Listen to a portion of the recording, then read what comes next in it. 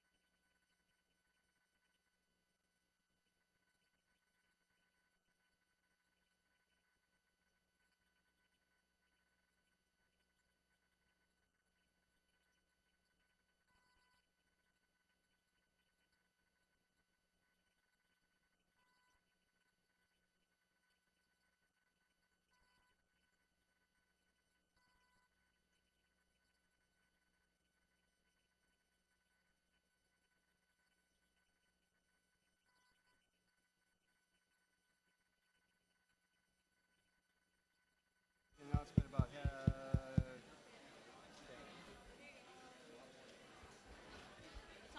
Okay. Hi guys, I just wanted to let you know that STAN, the Student Anti-Genocide Coalition, is having their big conference this weekend. All the events are open to K students for free. It's going to start 5 o'clock Friday night and it's going to run till 2 o'clock Sunday afternoon. You can look at an agenda online if you go to standnow.org and click on the Great Lakes Conference. You can see a schedule of when everything's happening. Most events are going to be here in Schmitt or in Clapp. And there's going to be speakers talking about what's going on in Darfur and also just about how to be good advocates for kind of different things. So if you have a different issue that's really important to you, you can come to this conference and you can learn about how to lobby and be a good advocate. Okay, thanks. Hey everyone, we have an exam review tonight from, I didn't write the time, my bad, from 7:30 to 9:30. Okay, it's in Rockefeller 301. So all three of us will be there. There's going to be a problem set posted after class today. So sometime between 3 and 4, there will be a problem set posted. Please print it and bring it with you, okay? So it will be all problems. Obviously, theory will be included when we solve the problems, but print the problem set, show up 7:30 to 9:30. I think that's it. Right? That's it? Nothing else? All right. Okay, judging by the attendance today, there must be an exam tomorrow. Tomorrow, 11:45. Go to the same room as last time, please. A through C in Clapp 108. D through H, I think, in DeGrace, and everybody else in here. The exam is 10 questions. It is 6 pages long. There's at least 2 pages with just one question on them. That's just so you have space. Let's see, point values are 5 to 15 points per question. Somebody asked me what the balance between problems and short answer was this time. 80-20 is probably a good guess. 80% problems, 20% short answer, so it's a bit different than the last one. You will do calculations on this one. So the entire test is 10 pages total when you count the cover page and the periodic table and the 2 pages of constants. If you haven't looked at that table of that page of constants, by the way, there is one section on one page where all the equilibrium calculations are included. It's a little section that's only about 3 inches square, but every single equation you could possibly need is right there. You don't have to memorize a single equation. pH plus POH equals 14 is on there. Ka times Kb equals Kw. The value of Kw is on there. Ka is on there. Kb is on there. You're going to give that to us? It's all there. It's the same constants page you've always had. So look at any one of your old tests and look at the constants page and find what I'm talking about. And once you get it, make sure you go to that page when you get the test back. It's primarily chapters 15 and 16, but as you found out when you did some of the homework assignments, that doesn't mean that it doesn't take you back to other things that we discussed.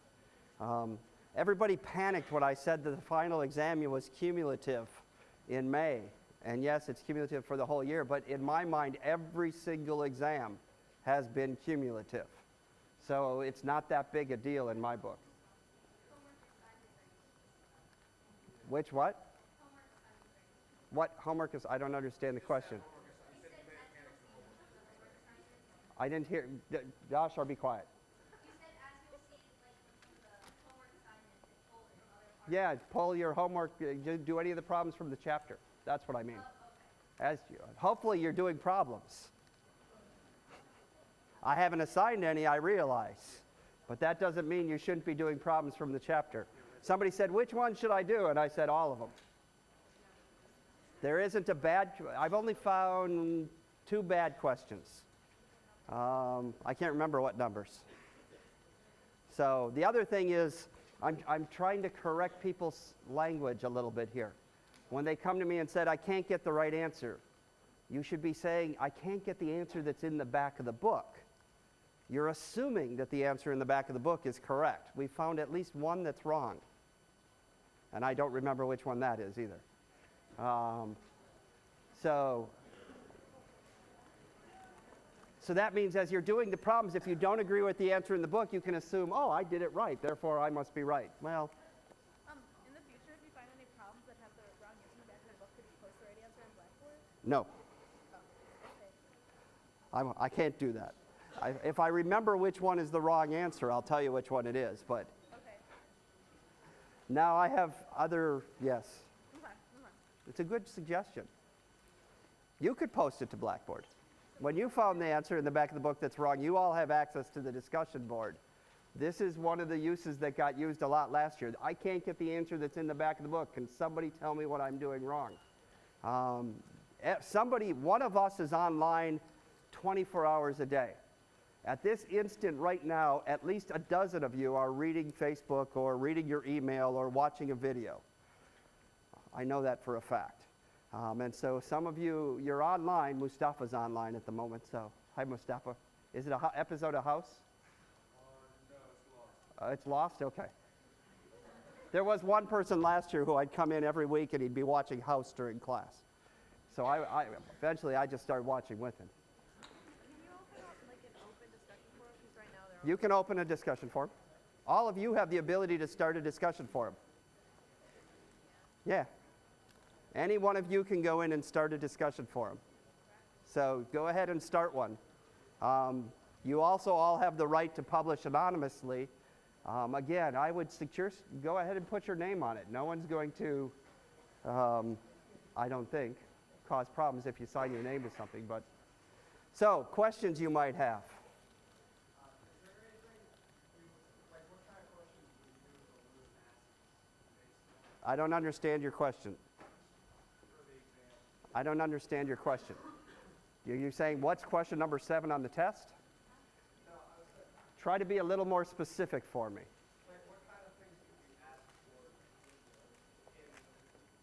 exam of Lewis asks?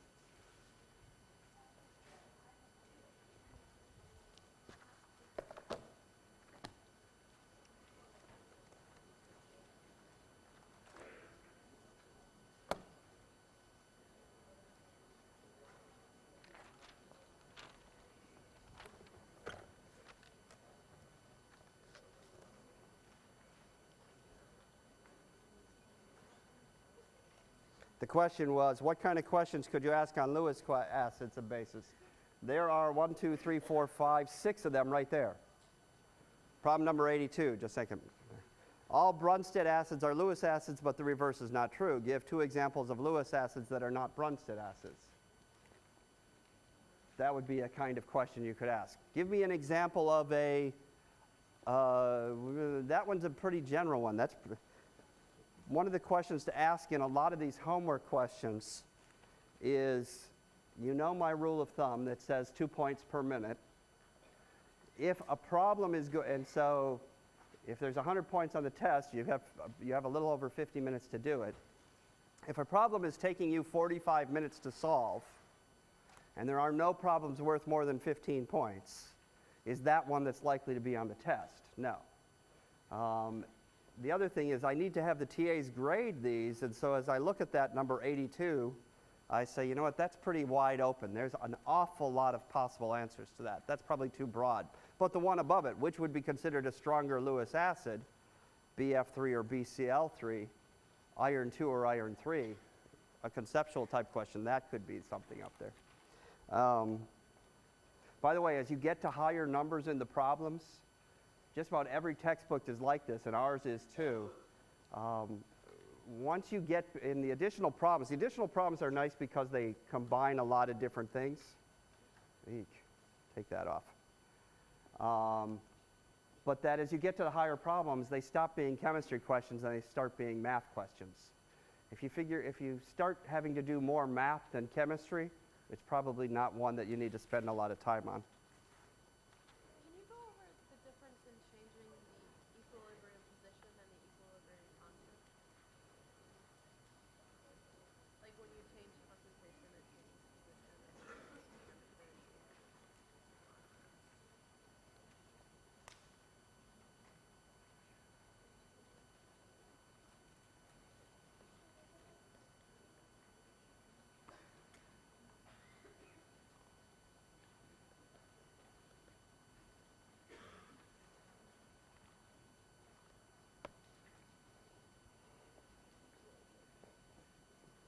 What can you do to change the value of the equilibrium constant?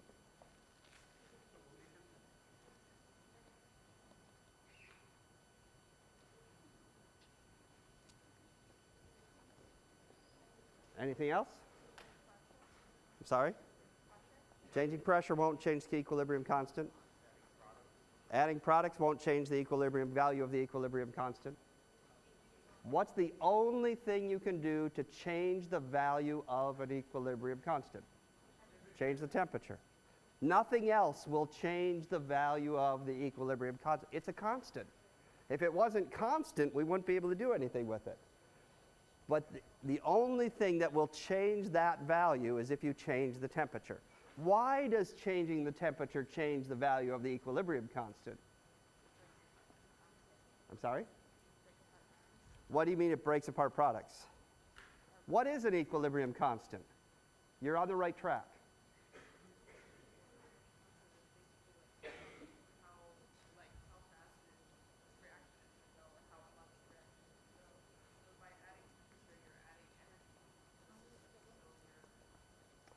Very first day we talked about equilibrium constants. You're on the right track again. It has to do with kinetics. What is K equal to? Emma? It's the concentration of the products divided by the concentration of the reactants. It's equal to something even more fundamental than that. Joshua?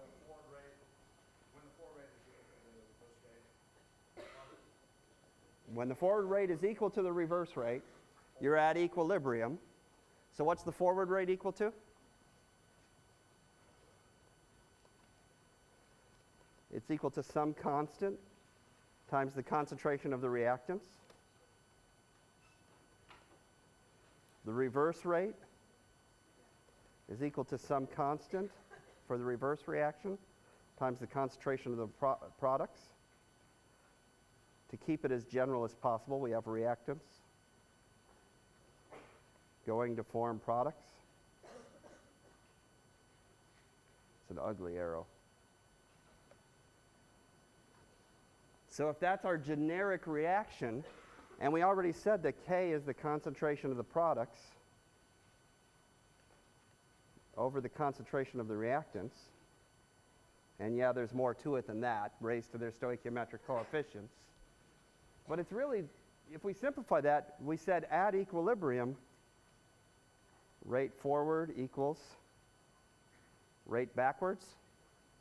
So if you set those two equal to each other, Kf times reactants equals K reverse times products. And then we said the concentration of the products divided by the concentration of the reactants is equal to the equilibrium constant. What else is it equal to?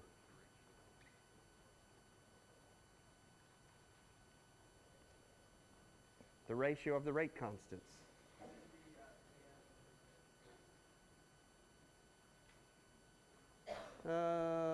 Yeah, it should be Kf over Kr.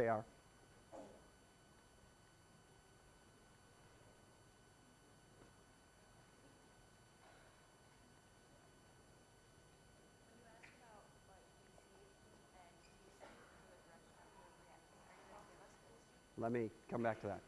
So an equilibrium constant is simply a ratio of rate constants. And if you've got an equilibrium constant that's a very small number, it tells you that the rate of production of products is very low. The reactants aren't getting used up very quickly. But the rate of production of reactants from the other direction is very high. You don't get a lot of products, you mainly get reactants. So a small value of K, of big K, would tell you that this is a very small number, or this is a very large number. Either one of those could govern that. And so when you go back to this and you say, okay, what's the only thing that can change the value of the equilibrium constant? Changing the temperature, because the rate of the reaction is dependent upon the temperature. It doesn't depend upon the volume, it doesn't depend upon the pressure, it depends upon the temperature. So what does it mean to change the equilibrium position? So the question that Mary started with is, what's the difference between changing the equilibrium constant and changing the position of equilibrium? And the question here was, when you calculate QC or KC.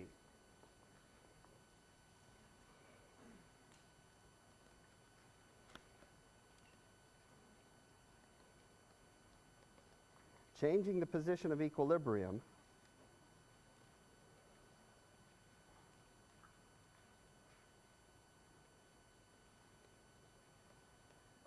is if we measure concentration as a function of time, of reactants and products, in general we get something that looks like that. For a first order kinetic process, you're going to use up the reactants, you're going to increase the concentration of the products, and at some point in time, these two changes, the slope of the line out here is 0. You're now at equilibrium.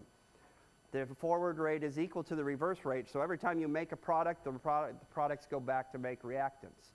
And eventually it's going to level off like that. If I do something at this point to make one of these things jump to a new value, so all of a sudden I add products, is what I'm showing you in this picture. If I add products at this point, now it has to reestablish equilibrium. So at that instant in time, when I added products, this is reactants, right? Because we started with some of it. This is products.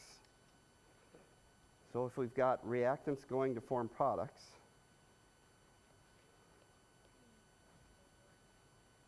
and it's at equilibrium, if I all of a sudden dump in some more of this, what happens to the position of the equilibrium?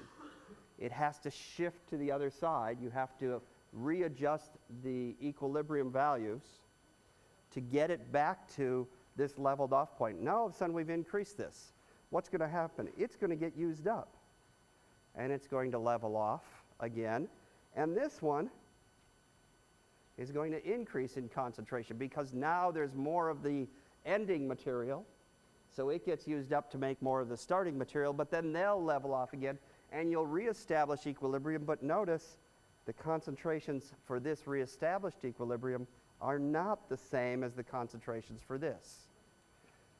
The value of the equilibrium constant stayed the same, but we've perturbed the equilibrium, and this was all about Le Chatelier.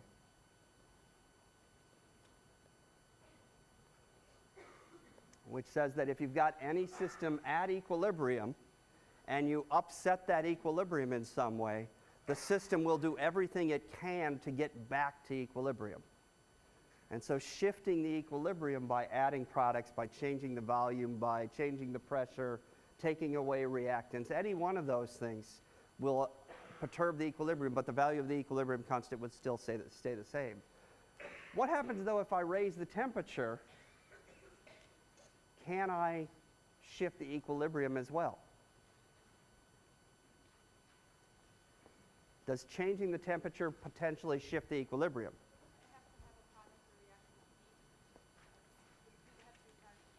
The way we talk about temperature in these is we look at whether the reaction is exothermic or endothermic. If it's an exothermic reaction, heat is a product, and so raising the temperature effectively pushes the reaction back to the other side. What it does is it lowers the equilibrium constant, right? If heat is a product and you raise the temperature, you push it back to the reactant side, you've now changed the value of the equilibrium constant to a smaller number. If heat is a reactant and you add heat, you're making more products, you've essentially increased the size of the equilibrium constant. Okay? So you can even figure out which way the equilibrium constant is going to change when you change the temperature. Just a second, Emma. Did that, oh, QC. I'll be right there. QC versus KC. This is rectangle versus square.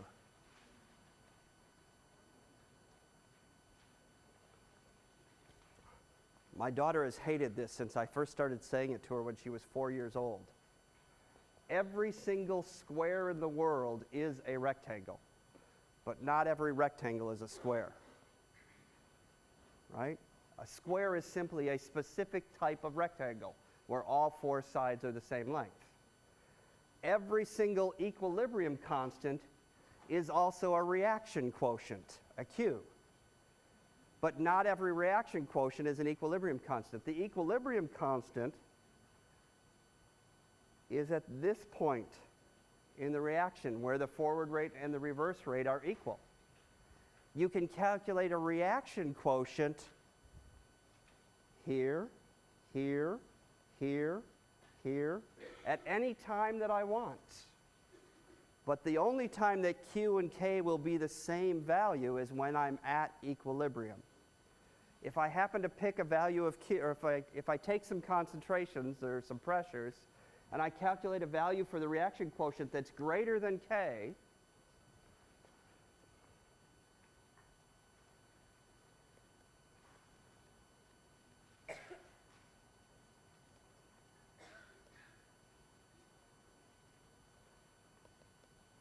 if Q is greater than K, the formula for Q is exactly the same as the formula for K. If the value of Q is greater than the equilibrium constant, you have too many products.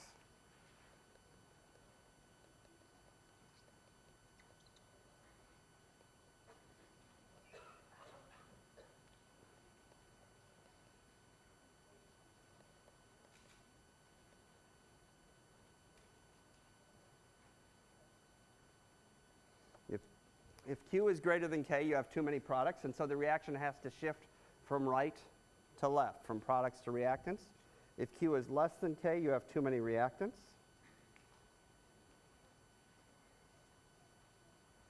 And so you have to shift from left to right. Okay? So in order to calculate a Q value, you need to know the concentrations or the pressures. You need to know how much you've got.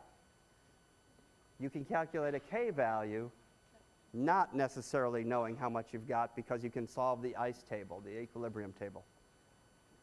Emma?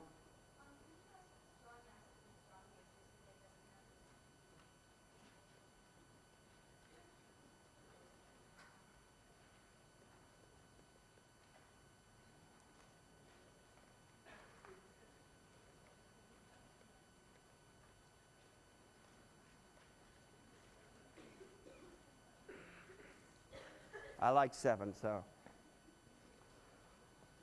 There are 7 elements on the periodic table that exist as diatomic molecules.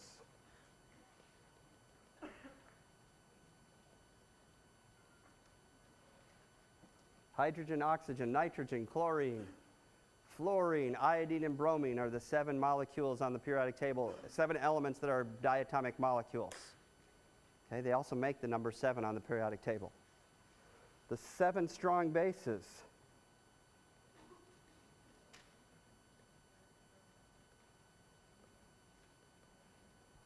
And 7 in quotes because somebody said there's a lot more than 7 there. Well, yeah, if you count them, there is, but essentially there's 7 that we care about.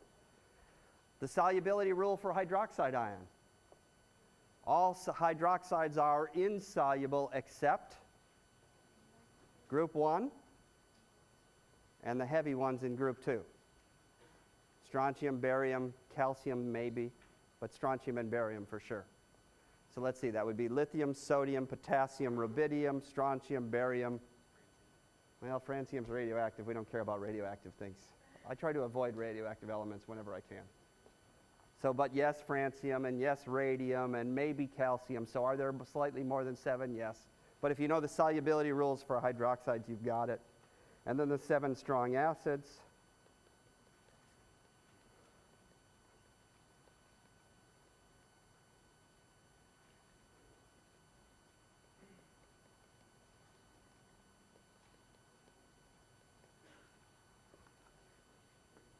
That's the 7 strong acids.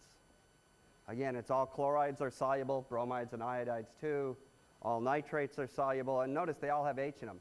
All the strong acids and strong bases, by the way, are all Arrhenius definition acids and bases. Arrhenius was the one that said an acid is something that when you put it in water, you increase the concentration of H+.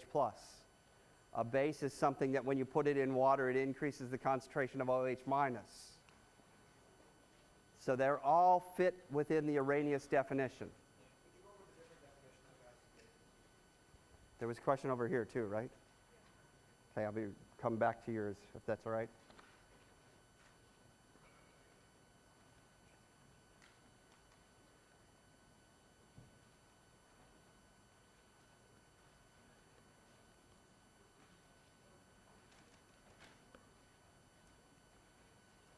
The Arrhenius definition is the one that we usually learn.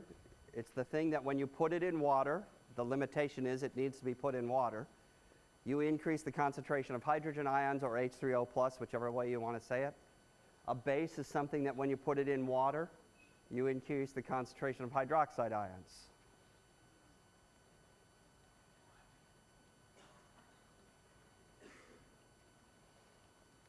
Brunstad-Lowry is similar.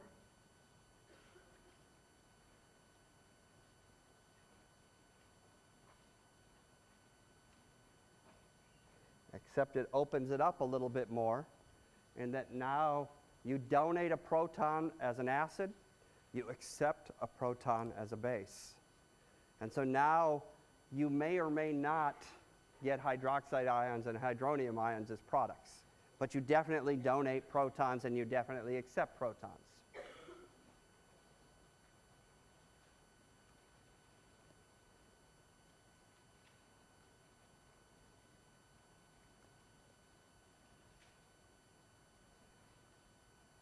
The Lewis definition deals with electron pairs. Again, if you think about Lewis electron dot pictures, you'll remember that part. Then you just have to say, okay, is it an acid or a base? Anything that's a base or an acid in any one definition, in the first definition, has to be true in the other two. Okay, so if it's a Brunstad-Lowry acid or base, it will be a Lewis acid or base as well. This one gets backwards. Now here's the donor, and here's the acceptor. The acid is the thing that accepts the pair of electrons. The base is the thing that donates a pair of electrons.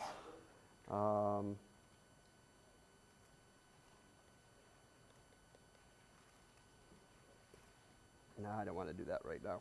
I'm going to hold off on that. So those are the 3 definitions.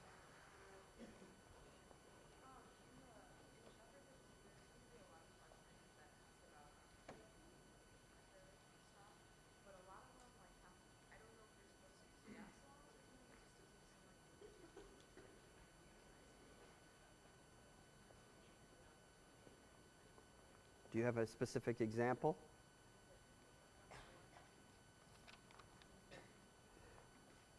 Chapter 15, where it first introduces equilibrium, does quite a bit with gases.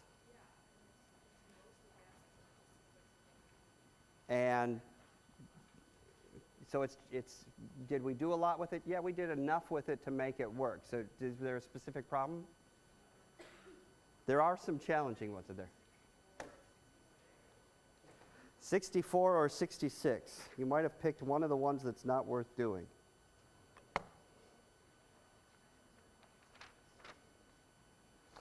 I didn't like 66. And I didn't like 64. Yes, you picked two of the ones that, when I looked at them, and I've stared at these for a while, I haven't liked them. You're starting to get into positions where, problem number 64, you've got a mixture of 0.7 moles of H2. You probably don't want to write this part down for a second.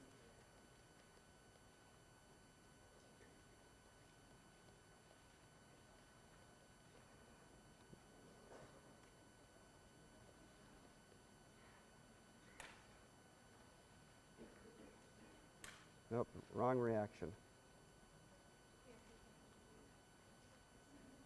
H2 plus Cl2. Oh, maybe this isn't the same one. We'll find out. We'll try again. H2 plus Cl2 to give me 2 HCl. There we go. 3.59 moles of HCl. You can't see what I'm doing. Neither can I. 2800 degrees C. What else do I know? Total pressure, 2 atmospheres. Kp is 193. All right, that's everything that's in the problem, right? So if we set up our table, since we're given a Kp value,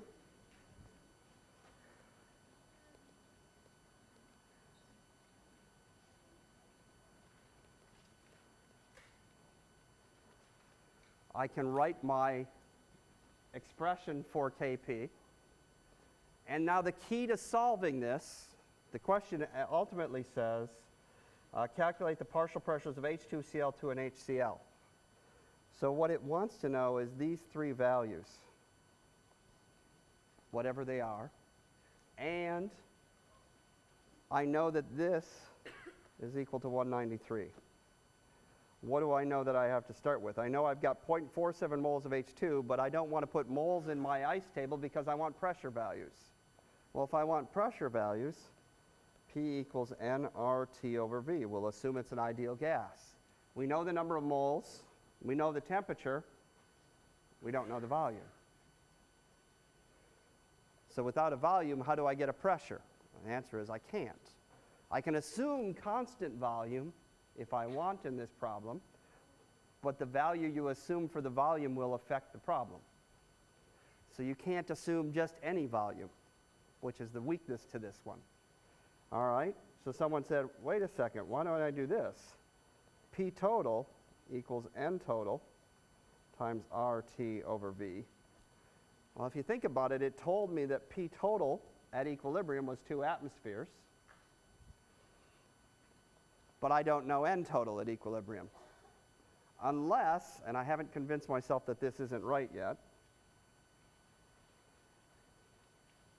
I started with 4.06 moles. Did I end with 4.06 moles? If I did, then I know how many moles I've got. But I don't know that I start and end with the same. What about conservation of mass? Doesn't conservation of mass say that you should start and end with the same number of moles? Well, it says you should end with the same number of grams, but not necessarily the same number of moles. Emma?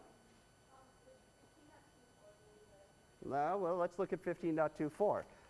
The bottom line is, I'm missing one piece of information, I think, in solving this problem. I think if I go through it and assume that n is constant and then convince myself afterwards that n is indeed constant, I could solve this one. But this is, there are problems in here where it's algebra. It's not chemistry at all, it's pure algebra. And so, is this a good one? I don't think so. Let's try 24. Because I think we figured out 24, no problem.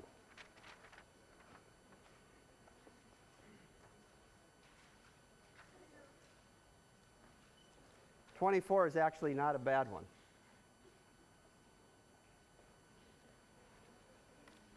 '24 says you've got phosgene gas.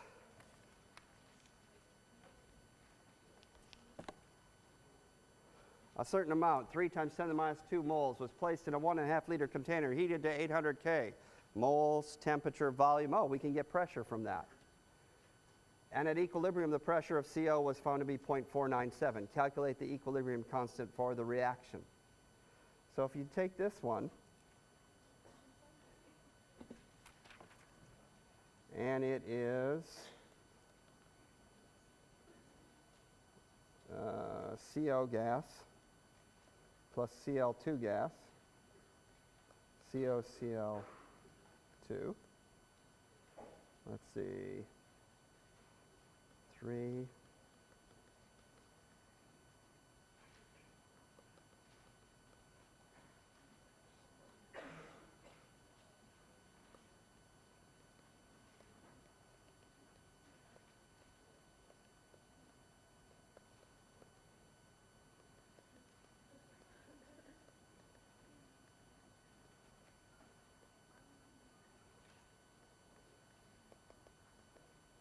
I can get a pressure, 0.24, I don't know, 0.024. It's a pretty small number. Anybody know it off the top of their head? She's not over there punching buttons on the calculator today. That's all right. You're busy sleeping. I'm sorry? Yeah. 1.31 atmospheres. So that's the initial concentration of COCl2. There is none of either of these. You know which way this reaction has to go if it happens. You're going to have to go from right to left. So at equilibrium, you've got this, and 1.3136 minus x. Kp is the concentration of products, COCl2. Whoops, I don't want concentration, I want pressure. Pressure of CO, pressure of Cl2. Now, somebody brought this to me and said they had to take the reciprocal of the answer. Okay? The way that this reaction is written, COCl2 is the product. So Kp is COCl2 divided by CO times Cl2. Even though the reaction, the way we've written it in the ice table, goes from right to left, the way the reaction is written, the products are COCl2. It doesn't matter what sign you put in this row. The Kp is based on the way you've written the reaction. If you write the reaction the other way, then you would get 1 over this value of K that we're about to calculate. And so that's why they ended up getting a reciprocal in this. But if you just substitute everything in now, 1.3136 minus x. I know. One of the habits that I've seen several of you get into, that I'm going to try to break you of in the next 30 seconds, is that this row, the equilibrium row of your ice table, has to have something in it that is a variable. You should never have just a number there. There has to be a variable in there. Okay? You could use concentration if you wanted, but you're given a Kp. You're asked to solve for Kp, not Kc. It ends up that for this reaction, they are different, so you can't do that. You can use concentration, but then you'd have Kc, not Kp. Then you could use the Kp equals Kc plus R, times RT delta Ng. Yeah, you could do that if you wanted. That would work too. So what I've seen several people at this point do is, if we go back and look at this problem for a second, it says that the equilibrium pressure of CO was 0.497. Well, that's great. That helps us out tremendously because that tells us, here's CO, that X equals 0.497. If instead of writing X up here, you had written 0.497, which I've seen many people do, they still have an X here, and they try to solve for that X, even though, but it's 0.497 there too. But you know that if instead of writing this number, come here, erase for me, thank you. You leave that as plus X, then everywhere you see an X, you plug in the number 0.497. You will do yourself a lot of favors if you never put numbers, only numbers, in this row of the ICE table. It's okay to put numbers with a variable like this, but never just put a number. That's where everybody makes their mistake. So X equals 0.497, so we just plug that in now. And you don't have to make any assumptions. And now it's just an algebra problem. You can punch that on your calculator and get a value for Kp. Okay? Why did you know to make the equation the way you did instead of the reverse? The question was, how did I know to write the chemical equation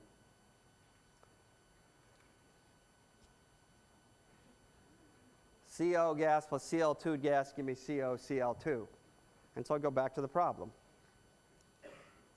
CO gas plus Cl2 gas gives me CO Cl2. I'm not going to reinvent the problem. I'm going to do exactly what it told me to do. So if that's the equation they want me to get Kp for, that's the way I'm going to write the equation. Katie?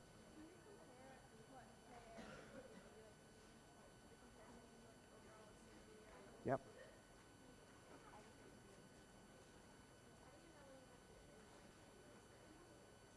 How do you, the equilibrium constant? The question is, how do you know when you have to invert the equilibrium constant? You're given an equilibrium constant for a certain reaction. If you turn the reaction around, you flip the products and reactants, so you would invert K. You take the inverse of it. If you doubled the reaction, what would you do to K? Square it. If you cut the reaction in half, you'd raise it to the 1/2 power. You'd take the square root of it.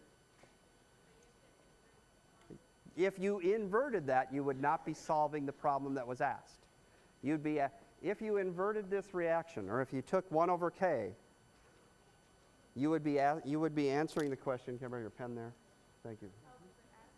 It asks you specifically, calculate the equilibrium constant for this reaction.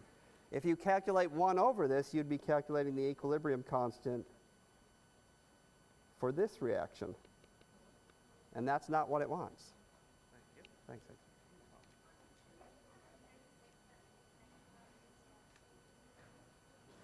I can, let me answer the question about Ka and Kb first.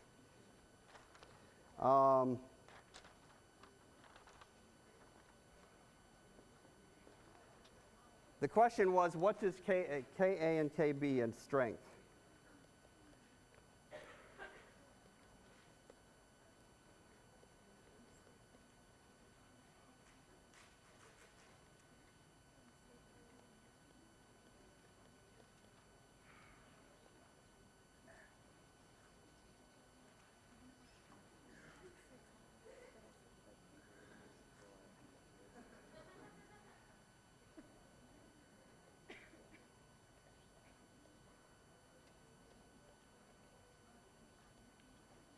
Common misconception, we already talked about it.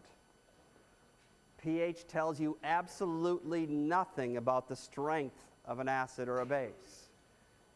Acid or base strength is related to percent dissociation. The greater something dissociates, the more it dissociates, or the more that it protonates. I'm talking about a base. Essentially, you're protonating ammonia to make NH4+. The stronger it is as an acid or a base.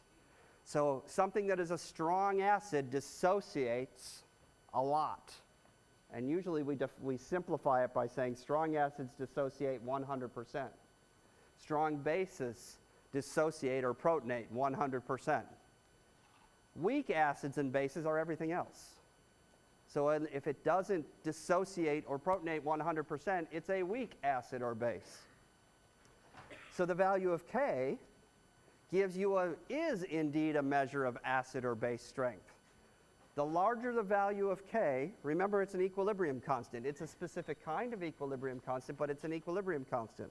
So it's equal to the concentration of the products over the concentration of the reactants. If K is a big number, you get lots of products. You get lots of dissociation. You have a very strong acid. If K is a small number, you don't get a lot of products. You don't get a lot of dissociation. You have a weak acid. In the case of a base, if K is a small number, you don't make much OH minus or get much hydrogen adding on to that base. And so it's a weak base. You don't get a lot of products. So acid strength is directly related to the value of K. The larger the value of K, the stronger the acid or base. And so we talked about how do you calculate the pH of something like sodium chloride. What you've got to do for all of these compounds is you have to look at the cation and the anion and decide, is the cation an acid, a base, or a neutral ion? Is the base an acid, a base, or a neutral ion, or the anion? And then decide what the combination will be. So in the case of sodium chloride, sodium ions come from sodium hydroxide, which is a strong base. So if I had sodium hydroxide and put it in water, I'd get sodium ions and hydroxide ions. If I put sodium ions into water, what do I get? Well, if it's a cation, it's probably acidic. So it's going to increase the concentration of H plus and make NaOH. Well, NaOH is a strong base. If it's a strong base, what's it going to do? It's going to push the equilibrium way back that way. Sodium ions are neutral. You put them in water, they don't change the pH at all. Chloride ions come from HCl. HCl is a strong acid. Therefore, chloride ions are also neutral. So you have a neutral cation and a neutral anion. You put them together and you get a neutral salt. Okay? Conversely, if I take sodium acetate, again, the sodium ion is a neutral ion. The acetate ion, where does it come from? It comes from acetic acid. Acetic acid has a Ka value of 1.8 times 10 to the minus 5. So sodium acetate, the acetate ion now is basic. It comes from a weak acid, so it is indeed a weak base. So now you have a neutral ion and a basic ion. Sodium acetate will give you a basic solution. What about ammonium chloride? Now the ammonium ion comes from ammonia. Ammonia is a weak base, so ammonium ion therefore is a weak acid. Chloride ion comes from sodium HCl, which is a strong acid, so chloride ion is neutral. So we have an acidic ion and a neutral ion. We're going to get an acid solution. So this one is basic. This one's acidic. And now the big one,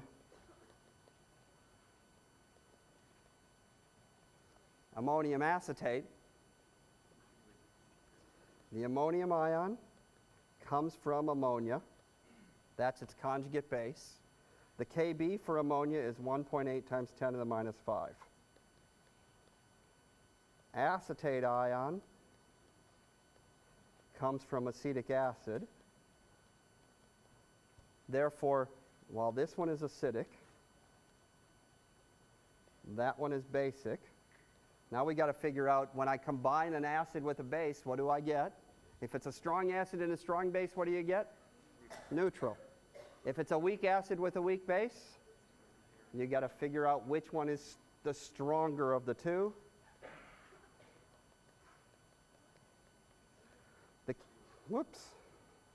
The Ka for acetic acid is equal to the Kb for ammonia. So therefore, the Ka for ammonium ion, how does it compare to the Kb for acetate ion? They're equal. They have the same strength. If they have the same strength and you put them together, what do you get? Neutral. This is a neutral compound. What if I had told you that Ka here, instead of this, was this compound?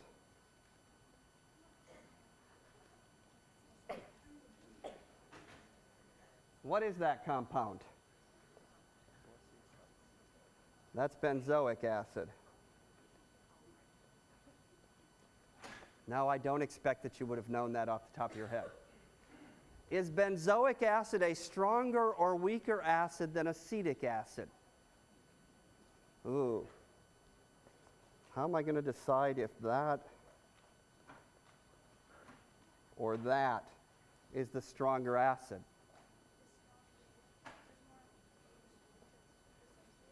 Yeah, stronger means more of the hydrogen is going to come off. Which is stronger, acetic acid or benzoic acid?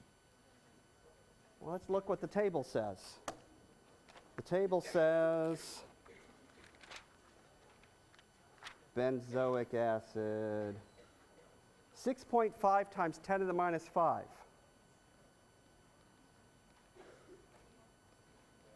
So it's just slightly stronger than acetic acid. Why is benzoic acid a stronger acid than acetic acid? Not hydrogen bonding. It's going to ionize this hydrogen more easily. That's what it means to be a stronger acid. You give up the hydrogen more easily. Why? Delocalized electrons. What the heck does that mean?